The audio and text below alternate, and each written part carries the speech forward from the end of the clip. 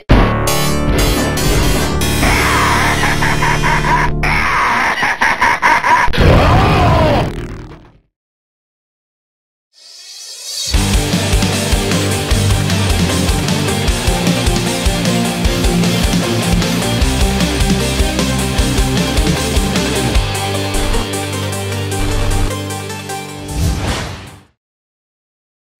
everybody, I'm Ito, and welcome to this episode of Strictly Arcade. Today we're going to talk about Rom Burning and why you might be interested. About a year ago, I bought an NBA Jam TE cabinet, and one of the first things I did was put in the Sub-Zero code to get Sub-Zero in NBA Jam. And unfortunately, the version of the game I have didn't have it in it. You see, in version 3.0, they actually removed the Mortal Kombat characters from the game due to a disagreement with the NBA. While it took me a while, I decided to revert my game board back to version 2.0, and the way we do this is with Rom Burning. To do this, we're going to use what is called an Eprom burner. This is a Willem Eprom burner that's fairly generic and inexpensive. You can get these for around 30-40 bucks. But one thing to note is these Eprom burners are usually run through serial cable connections, which you don't really get too much on PCs these days. You're also going to need some kind of power source. This one has the ability to use USB power as well as an external DC power supply as well. I do recommend using the external, as do many people. Personally, I tend to actually only use the USB because I've never had problems, but people do say that the USB power is actually underpowering the unit, so it might be a good idea to use an external one. There are a variety of adapters for these to program other chips. You do have to know what chip you're programming and what adapter you need if the default Eprom burner you have does not support it. In this case, we are going to use the default one. And we have to remove certain ROMs in the game. In this case, we have to remove 2 Eproms, which I'll show you right now. Now for the NBA Jam TE board, there are actually only 2 chips that hold the revision information, which are located right here and right here. So these need to be pulled out, which I already did. And you just want to make sure you make note of the direction that they were placed in.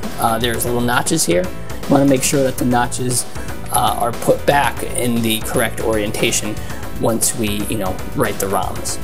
Now, the first thing we're going to have to do, which I recommend, is read these ROM chips. We're going to go into our Willem programmer and read these chips. And the reason we're doing this is it's highly recommended you back up the data you already have if it's good data. Data. But so I'm going to put this in the Eprom programmer and read it and then save it. So we're going to open our program and then we're going to set the device or Eprom model number we're using. These model numbers are located on the actual chip, and once we select it, it will show us a dip switch setting that we will need to set on our actual Eprom programmer. Once we've done that, we're going to put our Eprom in what's called the ZIF connector. From there, I like to clear our buffer, which will clear the program's memory, and then do a read.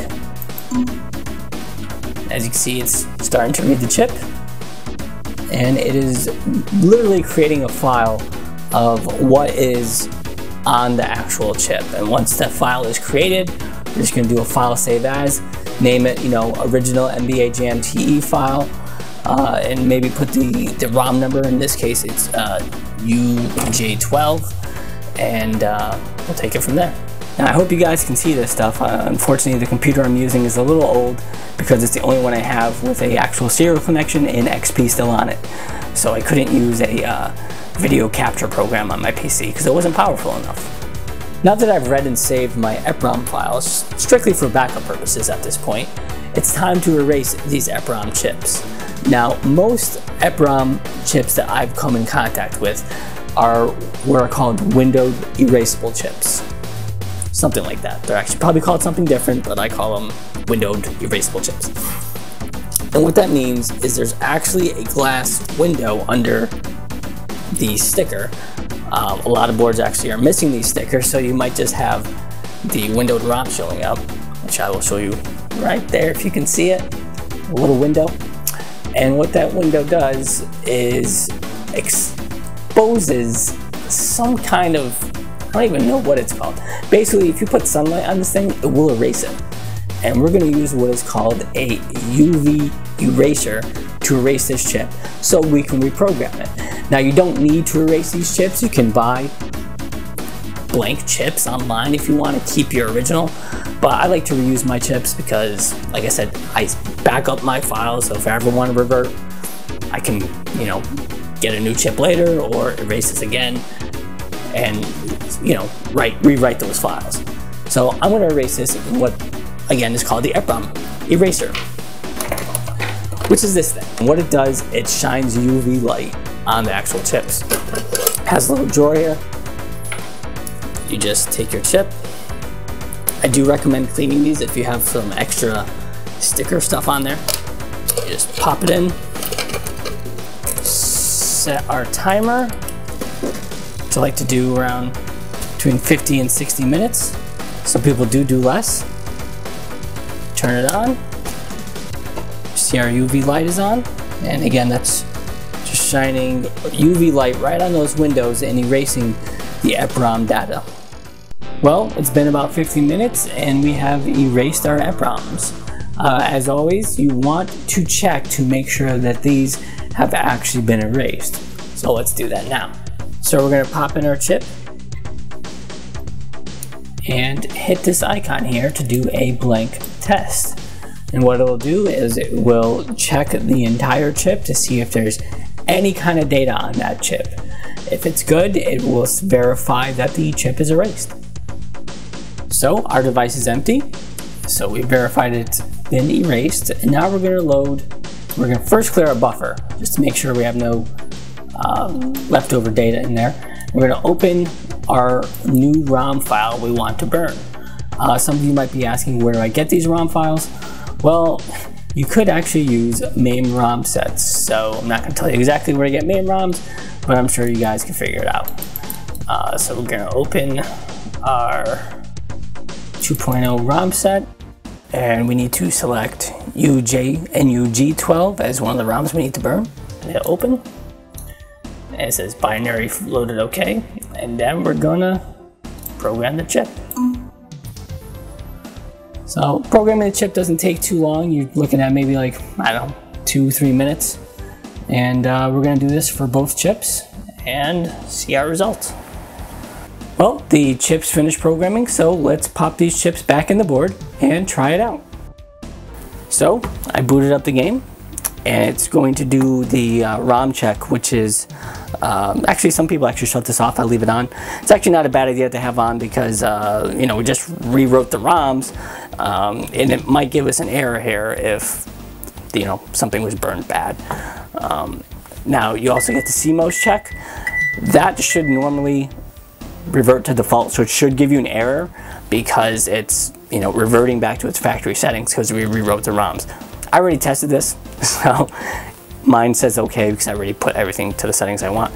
But just to show you, we're gonna put in that code for Sub-Zero again. Showtime! Sub December 5th. And it says Sub-Zero. And there he is, with Charles Barkley nonetheless. Who I think he was removed actually in later revisions as well. And let's just see him in action for a little bit. Tonight's matchup, Knicks versus Mavericks.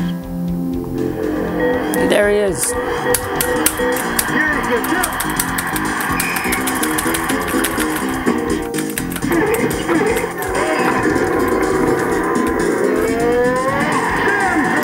And he's good at basketball. Well, that wraps up this video. I hope you guys enjoyed it. I just want to say this was supposed to be a beginner's general overview of what ROM burning is. It's not the definitive how-to on ROM burning. I just really want the viewers to get an understanding of what ROM burning actually is and, you know, how it works. So, you know, some other things you can use ROM burning for are some arcade games actually had bugs in them that people in later years have fixed. For example, Outrun. Outrun was built with a free play mode that never worked. You know, the dip switches, you know, you set it correctly and it just never worked. So they've come out with a hack where they actually fixed that and added a high score save. UMK3, there's something called the Juggernaut hack that allows you to play Noob Saibot and Smoke in the actual game. They're actually in the menu, something that was, you know, never allowed in official release. And yes, you can use it for console stuff. You know, make a homebrew or, you know, a reproduction of a game. People do that as well. So next time I'm gonna do a video about an actual game. So stay tuned for that, and I'll see you guys next time.